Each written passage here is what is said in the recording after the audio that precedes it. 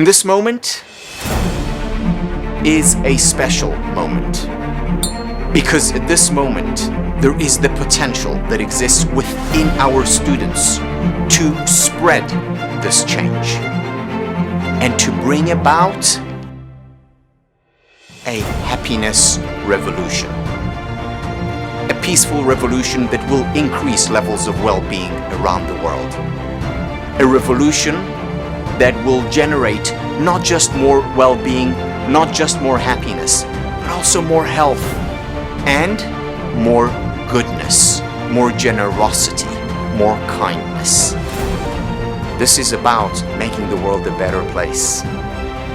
This is about making a meaningful difference. And when I think about it, I know that this is the moment. Right now, right here, together.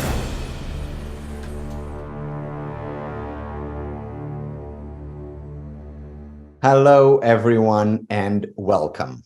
Would love to hear where you're from. We already saw that people are from all over the world: Milwaukee, Wisconsin, Bolivia, Israel, Colombia. Welcome. We have a very, very exciting webinar today, where two colleagues, dear friends, are with us. Suzie Pileggi Pawelski and James Pawelski, who are experts on relationships. And as many of you know, relationships are the ¡1 predictor of happiness. So it matters. It's important. James and Suzie, welcome. Hi, Tal. Thank you. So great to be here. Tal, it's delightful to be here, and thank you for that introduction. We might just indicate why we're here, why you've invited us. Not only are we the relationship experts, but we're here because we have the perfect relationship. And as the more we talk to others, we realize not everyone has the perfect relationship we do. And so we thought we would share our perfection with the world. No, actually, it's the other way around. Humor is a top strength of his. Or silliness, depending on how you think about it. But it's the other way around. We believe that relationships are things that, take work, take effort. And so we know that in our relationship, we need help. And we think all relationships need help and can use some help. And so the reason why we're relationship experts, Tal, is because we're in need of this help. And we thought that, what better way of working on our relationship than to try to look to see what kinds of research has been done in positive psychology and related fields, and to try to help make this information available to others. And James, this reminds me of a sentence that I often quote in my classes from Carl Rogers, who said, "What is most personal is most general." So if we can bring our personal experience, our challenges, our growth process to others, then I think we can serve others in the best way possible. I got into happiness not because I was the happiest guy around, because I was unhappy. And then that coupled with the science, and this is what I'm mostly interested in. So you have studied the science of well-being, positive psychology. Both of you are experts in the field and have applied it to relationships. So what does it teach us? What important and relevant applied ideas have you learned from positive psychology that you actually apply and can apply to relationships? Sure. I think it's really interesting, Tal, that in our culture, it's the one thing we don't really focus on. So we all work at getting a really good job or a good career, right? The first job you get, you don't just think you're going to catapult to the corner office. You take classes, skills, you have a mentor, hopefully at work. Same thing if you want to get in better shape. I know you're a real health nut and competitive athlete, right? You work at it. And we found it interesting that in our culture, it seems that people, if they think they have to work at something, then when it comes to relationships, maybe it's the wrong person. Like, why don't we look at the same sort of skills and habits for our relationships when we know relationships are one of the most important factors to our well-being? Instead, unfortunately, especially pop culture in America, I could speak to because I live here and grew up here. It's this sense of happily ever after just happens. And the focus that is on it for those of us who are more in traditional relationships and get married, it's so much focus on the wedding day, an important day, no doubt, but hardly any focus on the marriage, which is intended to last a lifetime. So we have dating apps helping you to get together, but we haven't really seen much out there about once you're together, how do you stay together and how do you stay happy together? And that's what really inspired the two of us, to get into this field and write our book, Happy Together, and continue bringing the research to the public. Yeah, I think it's so important. One of the things that I often do in my class is I ask participants the following question. I said, put your hand up if you've taken a class on writing or language. Everyone puts their hand up. How about history? Everyone puts their hand. How about geography, biology? Everyone. How about relationships? Nobody. And yet, again, number one predictor of happiness. How important is that? So Tal, I agree with you. If I can just piggyback on that, and I think I think the situation is actually worse even than that, because one of my former students in our Master of Applied Positive Psychology program came up to Suzie and me during one of our early presentations, and he said, I'm getting married. And this work that you're doing is so important because not only is it something that I've not had a class in, I've not been prepared in, but as I've tried to get prepared, I reach out to professionals, we talk to therapists, and the therapist says, well, what's your problem? And he says, well, we don't have a problem. We want to get married and we want to try to make our relationship the best it can be. And the therapist's response was, well, we don't really do that kind of thing, right? Once you get married, once you have some years under your belt and you develop some problems, come back and see me. Right. As opposed to this perspective, like, how can we not only acknowledge that we have that gap of not having been taught about relationships, but what kinds of information is there to help us proactively develop the skills we need to have better relationships and, before we run into those problems. Yeah. So in a sense, it's parallel to, preventative medicine, eat healthfully, exercise versus, take antibiotics when you actually get sick. Right. Yeah. Right. And for those of us who've had healthy role models, that's great. Many people have not, maybe come from broken homes or their parents didn't have the healthiest communication styles. And they look elsewhere, like I said, maybe to pop culture myths.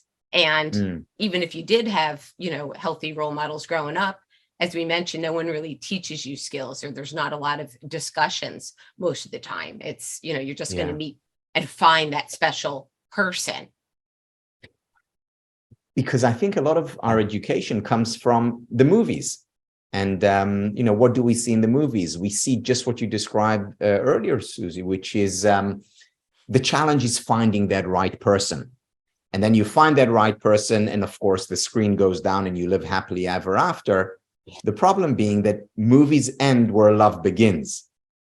And there really is a dearth of material on that. So what do we do? Help, prescriptions, please, doctors. Well, so we totally agree with you about the whole movie and fairy tale kind of thing. I think that what makes for a riveting hour or two is that, the chase or the recognition or the finding the person and so forth. But I think that's of limited utility for our lives. And so the question becomes, what's the next chapter? What's after happily ever after? And I think there's a reason why so many fairy tales end with that formula, because if they didn't, you'd find that there was a lot of complexity that would come afterwards. And so, you were talking about the private and the public quote earlier, I like very much along those lines. I like Kristen Neff's quote or point about self-compassion, that one of the key elements of self-compassion is this sense of common humanity. So understanding that, our situation is not as unique as we oftentimes think it is, especially as adolescents.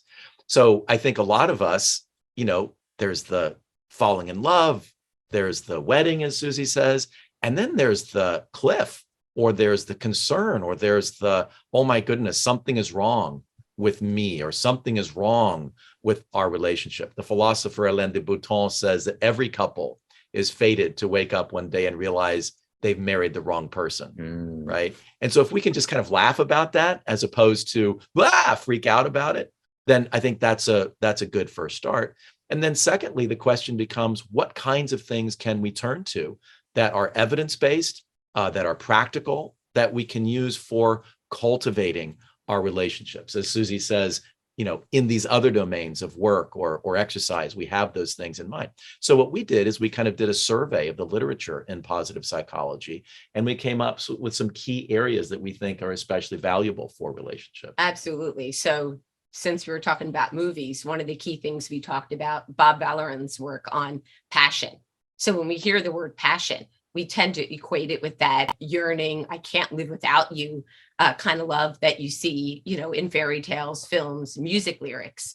There's nothing wrong with that, of course, but if that's all you're looking for, or that's what you're equating with the healthy love, you can mistake it for what Bob's research shows is obsession.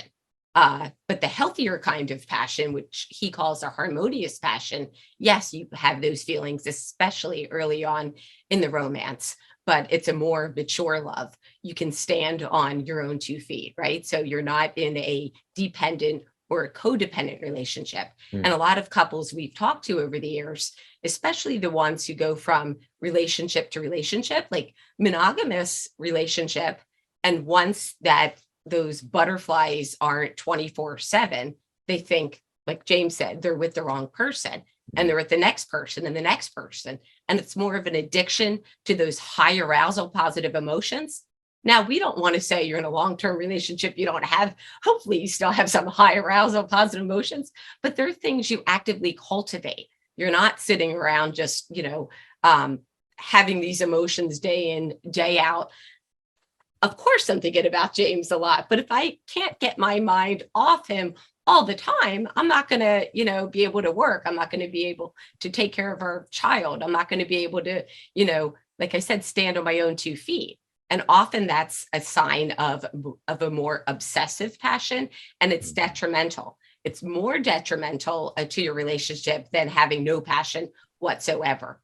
A lot of unhealthy relationships, sometimes they unfortunately lead to like abusive relationships, have that sort of high arousal, obsessive emotions. And since I think you want us to be practical here on this in this hour, Tal, research actually indicates that women who are in relationships where their partner is obsessively attracted to them, obsessively passionate about them, those women report that their sex lives are not as good as those of others. So this whole myth of, as Suzie said, can't live without you. You want somebody who's completely dedicated to you and can't, like that is stifling. And it's oftentimes can be a sign of not being in a healthy relationship. So I think what you're referring to directly or indirectly is Aristotle's notion of moderation. So yes, you want to have passion, attraction, they're important. However, when we're talking about the extreme passion, you want to have that in moderation. Yes, it's natural when you initially get together, when the relationship is exotic, new, and then let's go to a healthier place. Whether it's after a month or 3 years, a sustainable place. Yeah, I think that's right, and I think it is a temporal kind of process, right? And so, what is moderate when you initially meet someone may not be moderate after 10, 20, or 30 years of marriage. because again, there tends to be this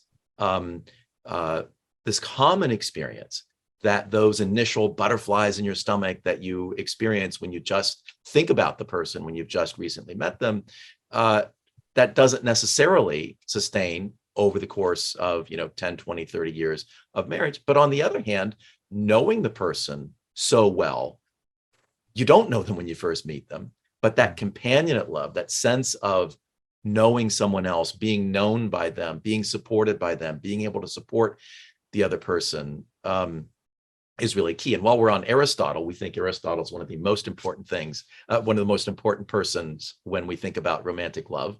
And so Aristotle talks about three different things that human beings love: the pleasurable, the useful, and the good. And he talks about relationships or friendships in each of those categories. So hopefully all of us have friendships of pleasure. We like to go out on the weekends, perhaps with these people, and have a lot of fun. Friendships of utility, maybe, starting a company together and, having success that way. And Aristotle says there's nothing wrong with these relationships. But he says there's another kind of relationship that's even more profound. And that's a relationship that's built on goodness, where we see the good in the other person, and that inspires us to want to be better ourselves, and we want to support that other person in their goodness. So I would say that companionate journey, after 10, 20, 30, 40 years, you're probably going to be in a much better position to see the good in the other person, to help that person support the development of their character, and then also to be inspired yourself to try to be a better person yourself as well. So when we were on our honeymoon, reading Aristotle, because isn't that what you do when you marry a philosopher? we all do. Yeah, definitely. Sitting on the beach in St. Lucia, we were talking about the Nicomachean Ethics and Aristotle, and with James coined Aristotelian friendships. And, I was having one of those little drinks, maybe two of them, with the umbrellas. And I said to James, why did Aristotle limit this just to friendships? What if we took this up a notch and we applied it to our relationship, to our marriage? So hopefully we have pleasure, definitely on our honeymoon and throughout a relationship, and usefulness. I bring different skills and he does to the table. But what if we really made it a focus of our marriage to focus on the goodness of one another, our character, and try to be better individuals and try to help each other use our strengths and be better as a team? And he goes, I love that. So then we coined the term Aristotelian love, and that really formed the basis of our book and everything else, like how to be a better person, rather than this notion of you complete me, I'm missing something without you. I want to be the best person. I definitely mess up a lot all the time. He wants to be the best person. And how do we do that and bring our strengths together so we could be better as a team? Wow. Yeah, that is, certainly a worthy guideline or prescription when you cultivate and create a healthy relationship. Now, another thing that you talk about, which is very much related to the idea of Aristotelian love in your book, Happy Together, and I know you also talk about it in your course on building love that lasts, is the relationship gym. What is that about? You go and lift weights together?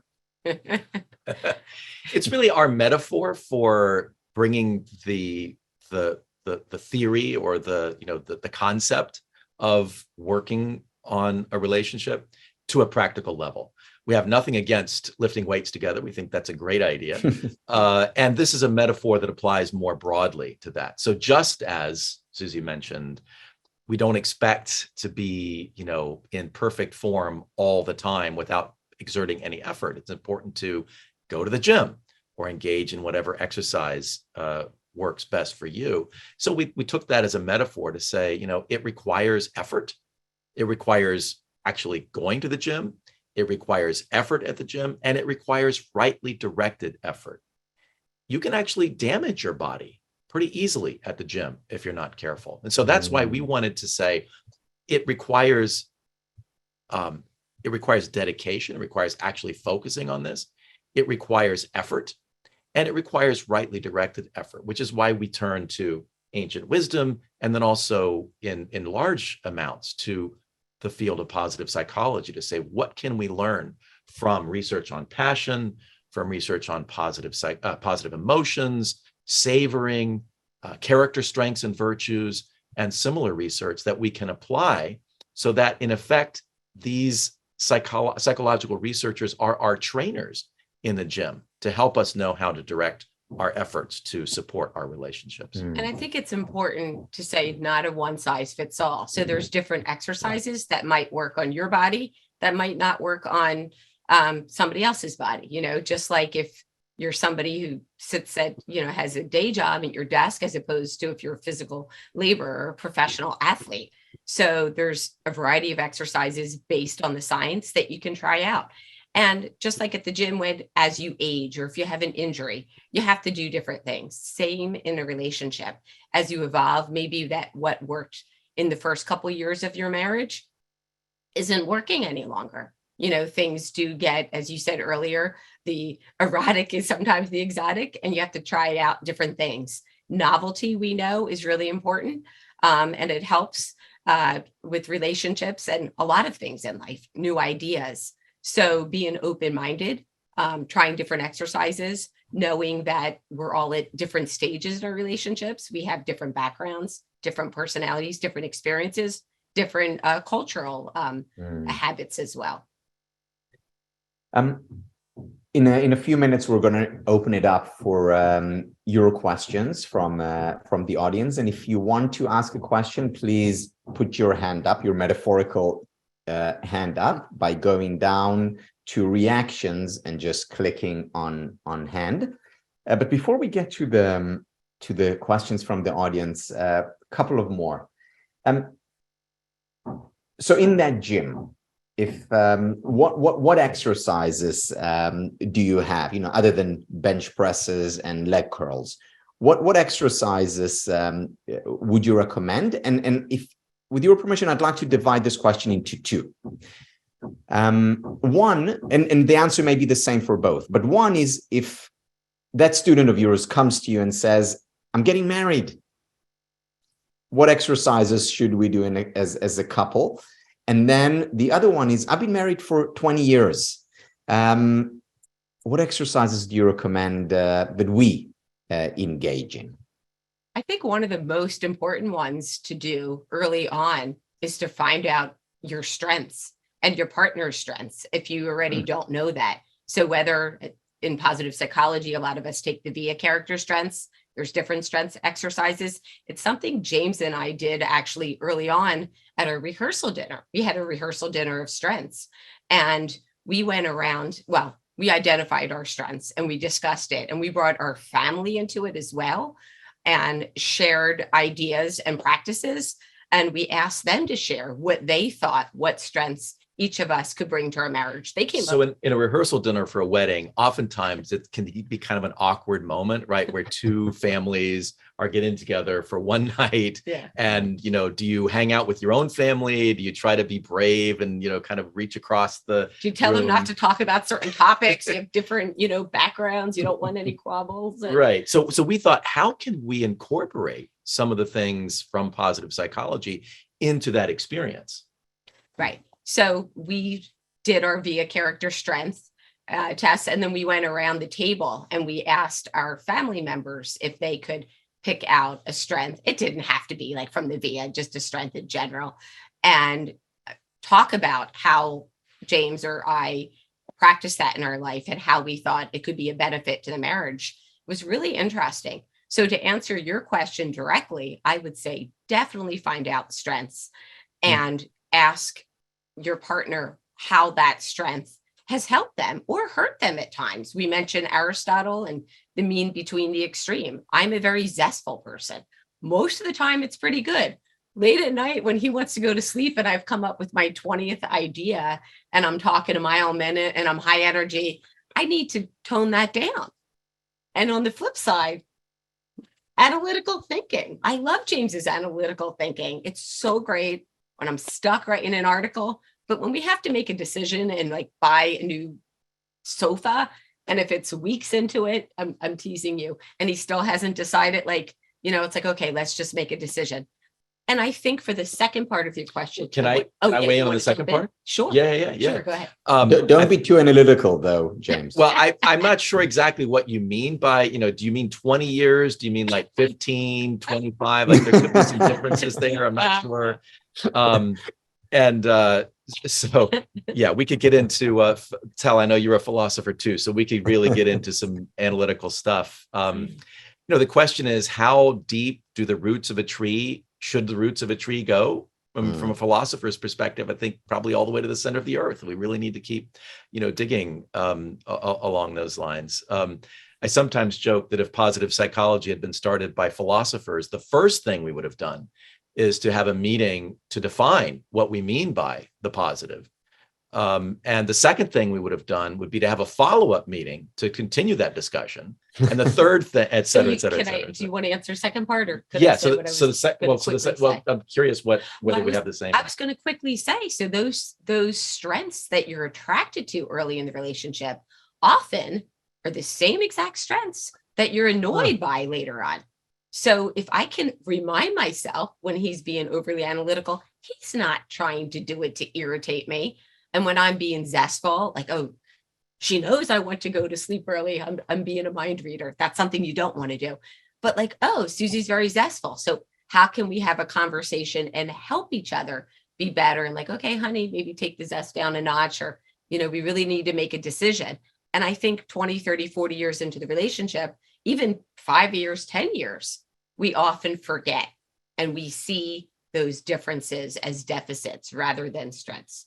Yeah, I think that's a really good kind of a 2-for-1, Tal, like the same thing early on and later, which I think is great. But I think what's insightful here is that at the beginning, these strengths are what you're attracted to. I love the fact that he philosophizes. I love her energy. And then 20 years later, it's that. And it's also annoying when, as you say, late at night, I want to go to bed, or I want to make a decision.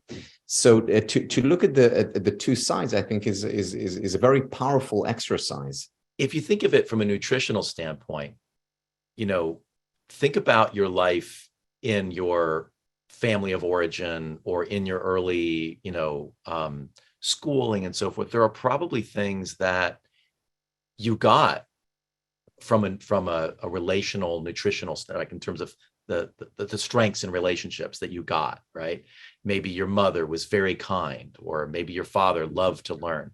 But no parents or no family situation or no set of friends have everything.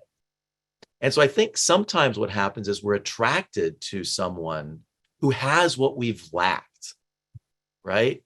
Oh my goodness, this person brings a sense of humor that I don't know anybody who's as funny as this person, right? And so we love that because it's something we've been longing for. And it's like we have a deficit for that strength. But if you then have nutrition, you then have a diet of humor for 10 years, after 10 years, you might be saying, honey, can you please not make a joke about everything, right? Let's have some seriousness, right? So I think that's kind of, a sense of what can kind of happen over the years when we get filled up from something that we've lacked, and then we need to have discussions about moderation. If I can just chime in, Tal, with something that I think is especially useful for people who've been married for a longer period of time. Our book is titled Happy Together, and oftentimes people try to become happy, to force themselves into being happy. I'm sure this is something you guys discuss in the Happiness Studies Academy, that happiness is not just the kind of thing that you will yourself into, right? Okay, we're now going to be happy. Let's go. In fact, that can backfire, research indicates. And so Barbara Fredrickson argues that, and has done some research that indicates that a better approach is to say, not just to try to will yourself into happiness, but to think about those things that bring with them a sense of, experience of positive emotions or a sense of fulfillment and so forth. So what she calls prioritizing positivity. So if I know that reading Aristotle helps me to feel a sense of meaning, I'm connecting with my love of learning, then If I want to feel those things, then the great way to do that is to read Aristotle for me, right? If someone else finds that, hanging out with friends on a Friday evening and talking about their week is something that really helps them to connect with others and feel meaningful, then that's an important thing to do. And here's what often happens after 10, 20, 30 years of marriage. You've got kids, you've got work, you've got money pressures, you've got family pressures, you've got all these kinds of things happening. Who's got time for Aristotle anymore? And friends on Friday night, I don't even remember their names, right? So it's important at various stages of relationship kind of to do an audit and to say, am I spending time, both myself and as a couple? Are we prioritizing the kinds of things that bring us positivity? And scheduling those in, making time for those things, because that can be a much more effective way to gaining happiness than just trying to will it or declare it or complain that we've lost it. Yeah, one of the things that we emphasize, whether it's in our certificate program or the master's program, is the idea that to create a healthy relationship, you need to start with creating a healthy relationship towards yourself. In other words, negating the self, not going to that Friday get together with friends, or no longer reading your favorite authors. That's not a way to a healthy relationship.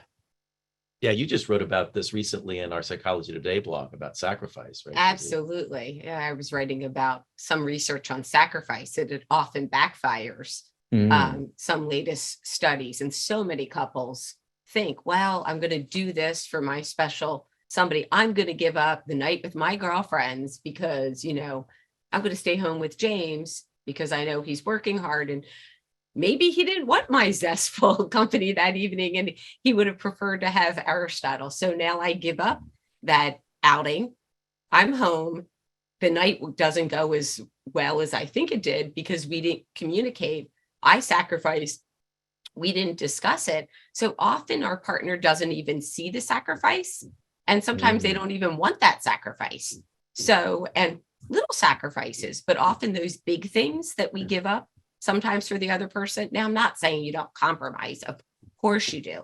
But I think communicating about things and taking care of yourself, as you mentioned, and we did earlier, self-compassion. I need to feel fulfilled in a healthy way. I think two healthy people make a healthier couple, as opposed to one person just leaning on the other person. That's what can be a dependent relationship, a lot of the obsessive, passionate relationships. So we do need to do things for ourselves that evoke positivity so that we can feel fulfilled and come to our partner as a whole.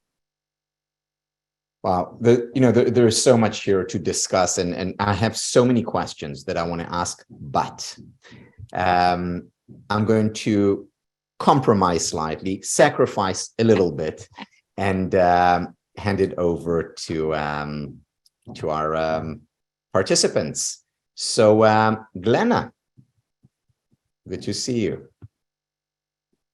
Hi, Tal. Good to see you too. And this is absolutely fascinating. I have so many things. I could probably spend an hour, so I'm just trying to condense it. So basically, it's been fascinating listening to you both.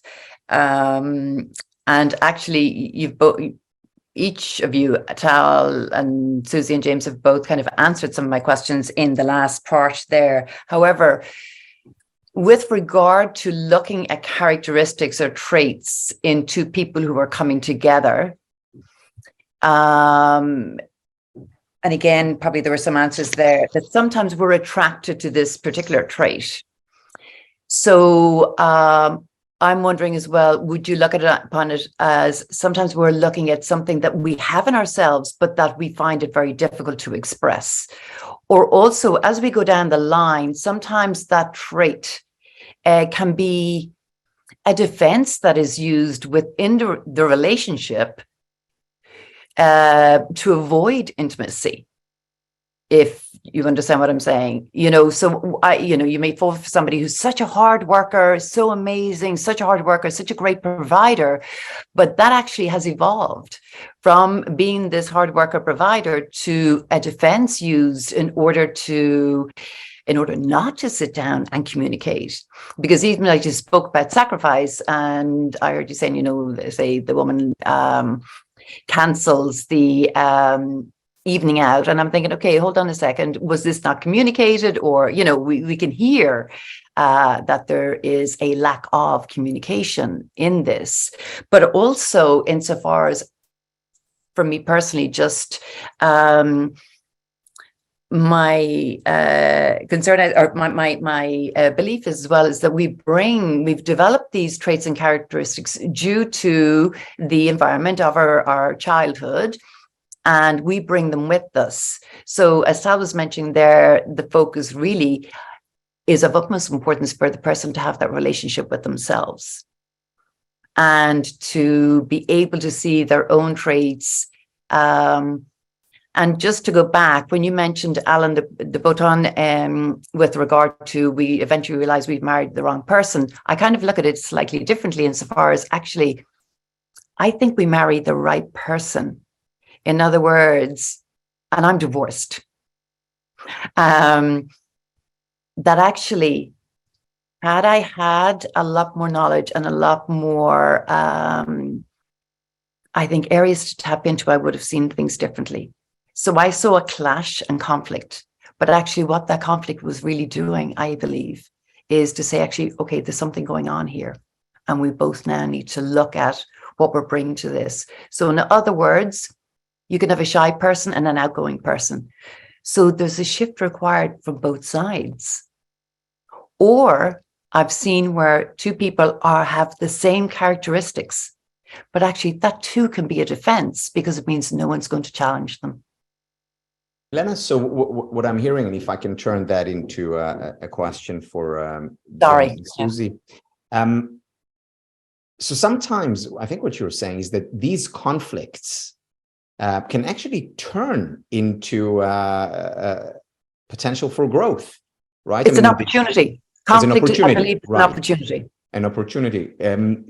Do you see that? Can you think of research? Because, the analogy can be, again, you go to the gym, the relationship gym. In the gym, you don't have the weights on zero, right? You have them on resistance, conflict, resistance. Is there, does the analogy go in that direction as well? Yeah, I think this is a brilliant question, really set of observations, Glenna, and we could talk for hours on what you just brought up. And I agree with you, Tal, that thinking about it from the standpoint of the gym is a really fruitful way of doing so. In part because of what you just said, that if you go to the gym and you never break a sweat and you're never challenged, you wouldn't think, what a great session at the gym. You'd say, what a waste of my time, right? And so how can we think about conflicts or challenges within relationships as a way of growing? And tied in then is a second kind of point that I think Glenna was making about the role that strengths can play that can be conducive to relationship or that can block them. And so going back to Aristotle's notion of moderation that you appealed to earlier on, Tal, there's this notion of overuse or underuse of strengths. And I think sometimes we need to be very, very careful about the role that strengths play in our lives, or the role that we are evoking or invoking for strengths to play in our lives. And are there times when strengths are really a positive cover for something that needs to change, for something that we're perseverating about, or for something that we're trying to avoid, as you suggested, Glenna? Which raises just the third comment I'll make. We talk about the relationship gym. There are times when the gym is the appropriate place to be. There are times when the gym is not the appropriate place to be. Sometimes, I've had some biking accidents in my life. And I'll tell you what, when I got off of that bicycle, I didn't go to the gym. I went to the therapist's office to help me, and many of the same weights were there, but it was therapeutic. It was rehabilitative because I needed to be very careful about the building up of those wounded parts of, damaged parts of my body. So I think that particularly within the focus of happiness or positive psychology, we need to be careful to have that kind of balance between things that just feel good and things that provide a resistance, between knowing what our strengths are and asking ourselves, are we really mislabeling an overuse or an underuse of strengths to avoid, as Glenna suggested, intimacy? And then finally, are there times when we need to go to the doctor's office, not to the gym, with respect to a particular relationship? So our book is written for people who are have common ordinary problems, we would say. But there are times when, people's physical health or physical safety is threatened, or their emotional or their psychological safety is threatened. In those cases, you don't just go to the gym and pretend like everything is fine. As I like to say to my students, positive psychology is not an escape from reality. It's an escape to reality. Turning from those things that we oftentimes don't want to think about to how can we face them head on. So thinking about reparative moments within a relationship, or even therapeutic times, seeking out those resources can be just the right moderate thing to do. So it's a balance between, the therapist's office and the gym, I think, in terms of healthy relationships. Yeah. Right. Thank you, Glenna. Thank you. Your insights. Paul. Thanks very much. And hey, Dr. Pawelski,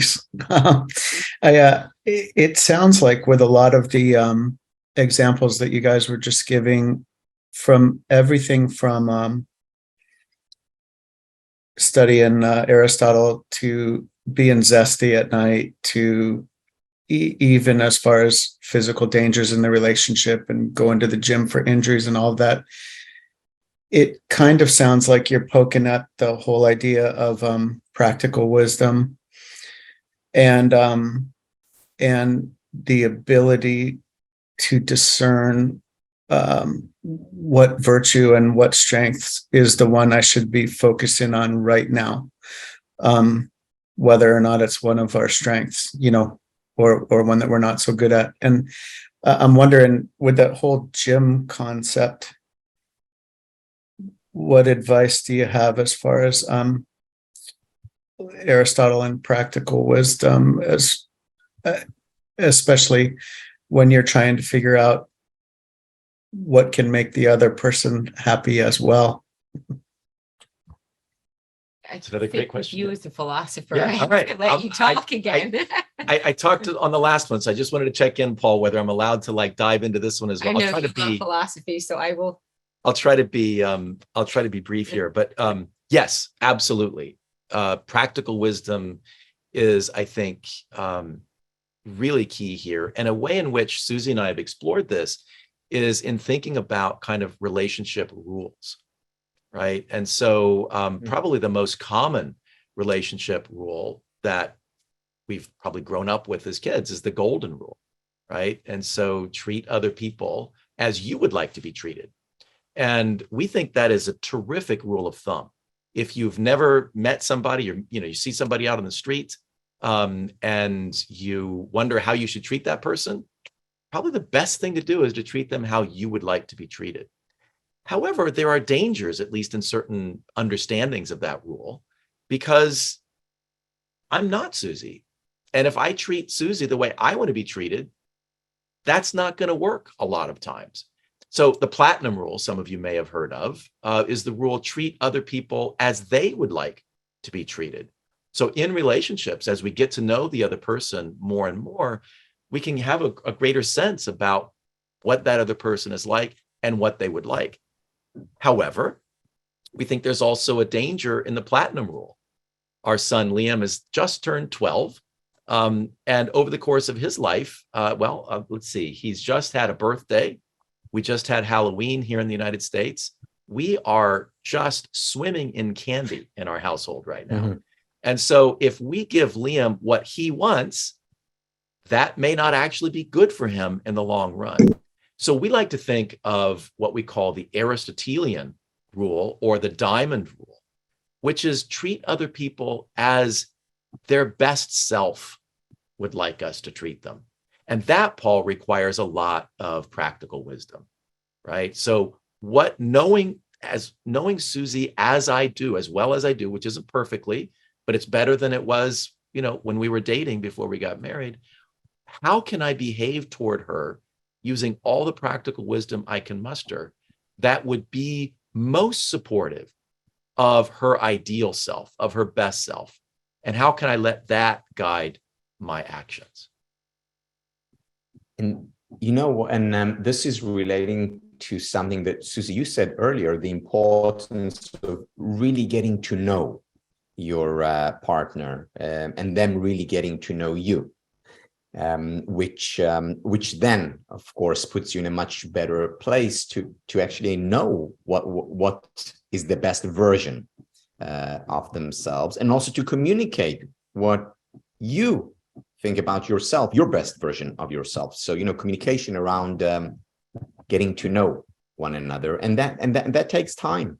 This is one of the big advantages of being together in an intimate, long-term relationship. I think one of the things that people fail to focus on is the strength of curiosity. Early on, we have no problem, right? You start dating, you're up all night talking on the phone, in person, asking questions, from the basic to the deeper questions. And then it's like you get married or you're committed relationship years later, those questions kind of stop. You just assume you know all about your partner. And my philosopher husband is still trying to figure out himself, right? So we don't even completely understand ourselves, right? We're evolving individuals. We're growing, we're changing. Maybe something I thought about myself at 20 is not the same at 30, 40, or 50. And maybe at 70, I'll have a different perspective. So why do we assume, we know everything about our partner? And we stop asking questions.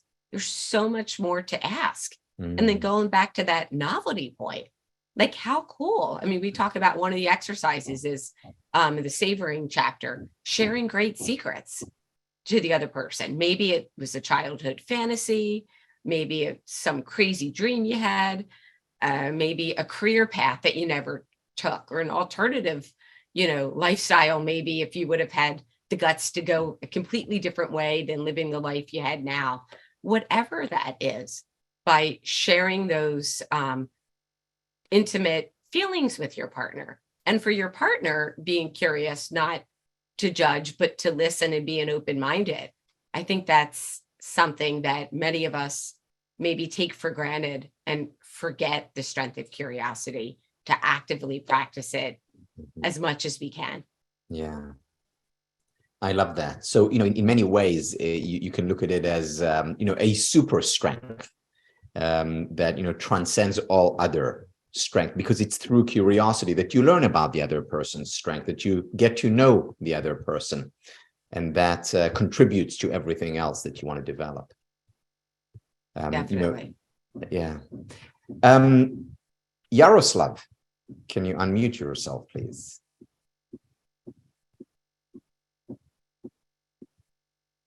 Yaroslav, you have your hand up? Okay. Yes, I'm here. Can you hear me? Loud and clear. Can you hear me, please? Yes. Very good. Hello, everyone. I appreciate for such a useful information and valuable information from the people who live by example. By example, it's very important, because many author of the books just making the fairy tale, or they just telling how they see the future life, a happy life of to be in a marriage. But as far as I understand, these people is living by example. They live in this life and just sharing with us. Is it correct? Well, if I had to respond to that question, I would say absolutely yes. I'm sure it is. Suzie and James, and I think So that comes through is authenticity. Please go on. I have a question. Since you already been down through the different stages of the dating period till the marriage, question is how to choose the right partner. Don't make a mistake. And in this case, since most of us, especially young people, they move to the marriage by sexual desire, by sexual hormones, right? I'm not talking about people who is calculating those marriage. I'm talking about normal people who is normally just have a desire to opposite sex partner and choosing for the marriage. So sexuality is moving them to get together. How to find out? Question is, okay, you see the person, you like each other as a sexual partner. How they can find out that they will be good partners as a family after sexual hormones ended or get lower? So this is a question. How to find out that your partner who you like now as a sexual partner will be good for the rest of the life after hormones is ending? That's my question, please.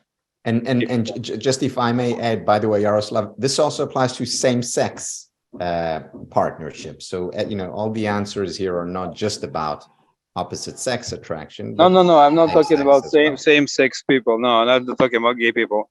I'm talking about regular heterosexual people, heterosexual men and women. They Yes, are and attracted thank you to each other. Okay. Yeah, thank you, Yaroslav. What I'm saying is that the answer applies to same-sex attraction as well.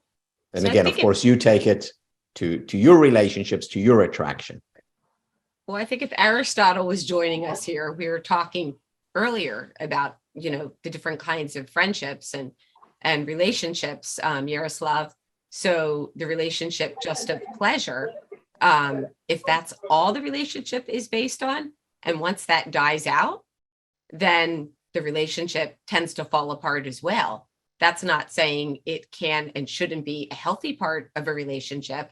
I would say, I know there's not a simple answer, but for those young couples that you're talking about getting together, looking also at the character, the goodness in the other person, and thinking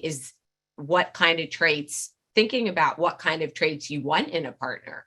And do you see these traits in that person as well? I mean, if you're having great sexual chemistry and the person, you always wanted somebody very kind, or you wanted to partner with somebody who's, a natural born leader or has a sense of humor, and you have the great, sexual connection, that's great. But if that's the main attraction, and you haven't really gotten to know his or her personality, and you haven't really delved into their strengths and their character, then I would say I'd be a little concerned about entering a serious commitment. Do you want to jump in there? Yeah, I mean, it's a great question, and I agree with you, Tal. I mean, these, this question can apply. I mean, in some ways, it can apply to any kind of relationship, even non-sexual ones. You're attracted in a non-sexual way, perhaps, to somebody who's new, and wow, best friend, but then how are they going to really be the best friend over the long haul, or is it just something we see this in kids all the time, right? So they hang out with somebody in elementary school. Sometimes as parents, we're like, really? Are you really hanging out with that kid, right? And you kind of learn about the kinds of short-term versus long-term. And it's tough because we don't want to dismiss the value of those short-term attractions. Mm-hmm. We know that, Barbara Fredrickson, broaden and build, the power of even fleeting emotions to help kindle something that's long-term. So we don't want to undermine the value and the excitement of that. But we also, as Suzie said, we want to complement it by saying, there are other aspects of it as well. I like metaphors in case you haven't noticed. I like to think about the metaphor of building a campfire. And if you build a campfire and you take a match and you try to light a log with a match, it's not going to happen, right? It's not going to happen. What you need is kindling. You need paper, or you need dry leaves, you need little bits of wood that you can catch on fire. But if all you have is the kindling, that's going to flare up beautifully for a moment, and then it's going to die down and go away. So what we need paradoxically is both. We need to have those moments of attraction, and for different couples it happens in different ways. I'm not saying that everybody has to fall in love immediately for a relationship to be successful, but there tends to be that time in the relationship of really great emotions and connection, and wow, this is amazing, we're telling all our friends and our family about this and so on. Great. And there needs to be the log, there needs to be the character, there needs to be that commitment to curiosity, to long-term growth. And sometimes the flaring of the flame of the kindling is so bright that it's hard for us to see whether or not those other elements are there, which is why I think some time is often, really important. So you're probably not going to be able to figure this out in a day or two or a week or two. And that's why oftentimes the dating period can help us try to understand that, the experience itself of that pleasure, that connection, but then also to get at some of these other elements that are important for long-term relationships. Great. Thank you for the question, Yaroslav, and thank you. I really like that the idea that both are necessary. So you need something to jumpstart that spark, quite literally in your campfire metaphor, and you need the log, the leaves to sustain. Can I just ask an additional question to finish up this issue, please? If you don't mind. Only if it's very brief, Yaroslav, because we have another hand and we don't have more time. Yeah, I'm thank you very much. It was a good metaphor regarding the fire burn. Definitely, to have a good relationship or good fire, you need to have everything. In addition to this question regarding the sexual hormones, the woman sorry, didn't catch your name. The wife just said that yes, we need something more than just sexual attraction, definitely, and have to take a look at some more quality of the personality. But when we are under sexual hormones, we cannot think clear.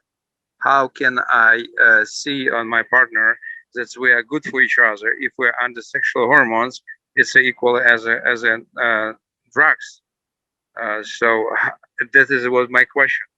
How people can clearly understand that this is right person for each other if we are both under sexual hormones?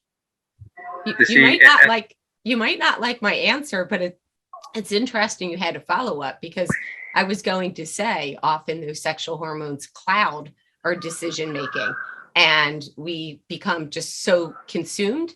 The research in passion sometimes shows that we're not good at making decisions because we're losing our sense of control. So I would say you might want to try to do some things that don't involve the bedroom, and do some outings with your partner.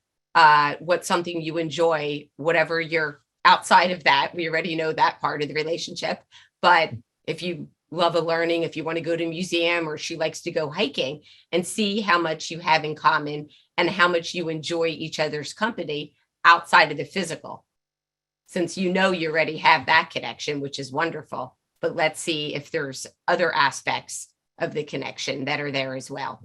And Suzie, I think that again has to do with getting to know, not just in the in the biblical sense, getting to know your partner.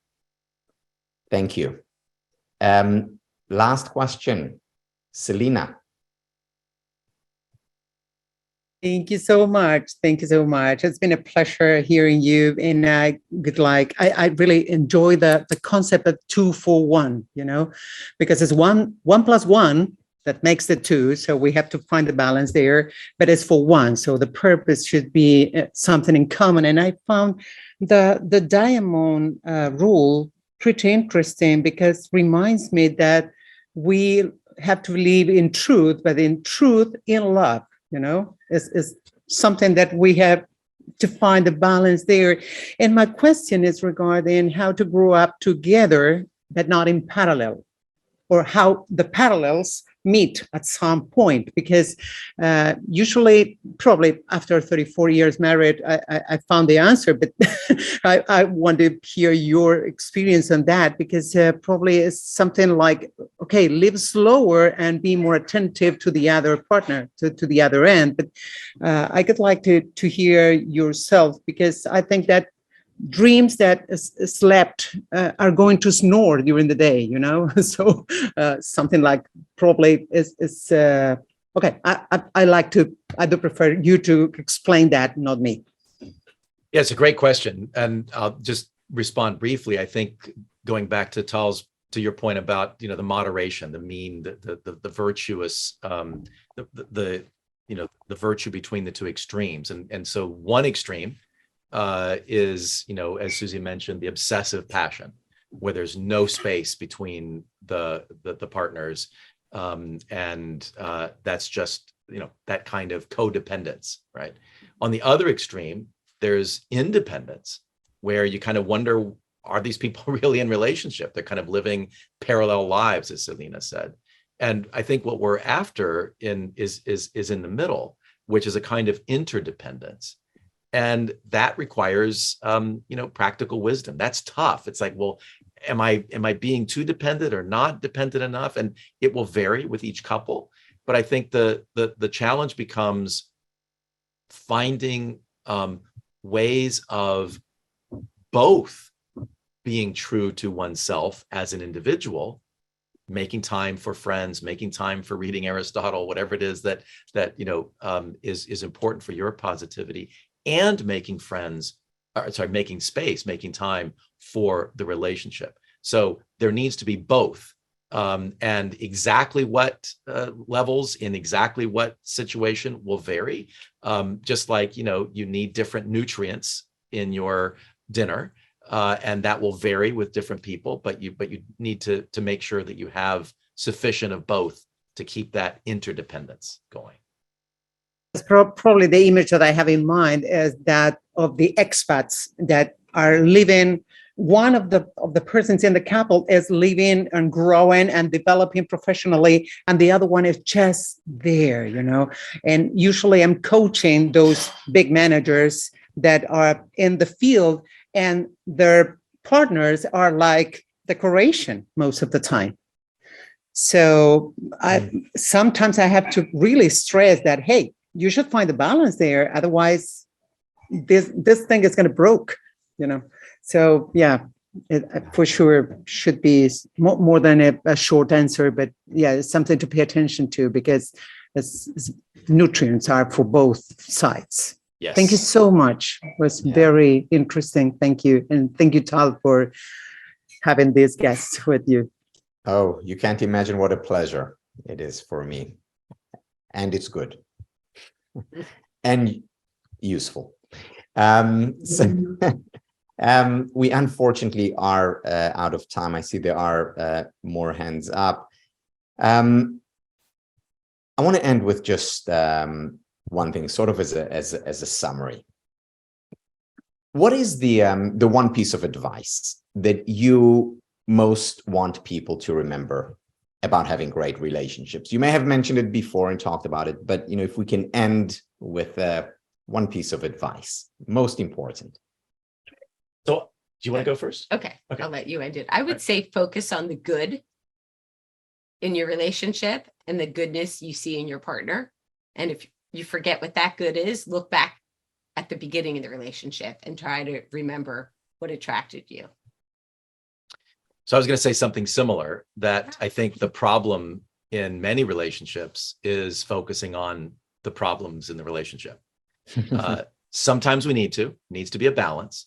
But what if you intentionally focus on spending at least as much time, and perhaps significantly more time, looking for the good in the relationship, looking for the good in the other person, and prioritizing, supporting that good, supporting the good in yourself, supporting the good in the other person, supporting the good in the relationship. Perhaps that means taking on a kind of project together, a service project where you're helping others and kind of getting beyond your own,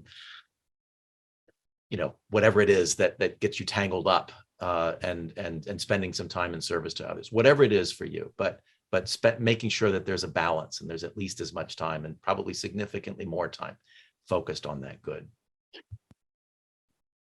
That's wonderful. One thing that became very clear to me as we were speaking is just how much of your strengths you don't just bring to your relationship, but also to your work, because your book, Happy Together, is a very exciting book. It's a very zestful book, and it's also a very analytical and deep book, which I think is, Aristotle would certainly have approved, and not just because you cite him in the book. Thank you very much for bringing your practical wisdom to us here in person and to so many people around the world. Relationships are the #1 predictor of happiness, and the work that you do is so very important. Thank you for your time, and I will continue to savor and appreciate the opportunity that we had here today with you. Thank you, Tal. It's always a Thank special you. time to be able to be with you. We appreciate you. the invitation, and we wish everyone well in their relational journeys. Thank you, and thank you all for Thank being you so here. much. And From remember Mexico. to take care of yourselves and of others. Merci beaucoup. Very much. Bye-bye.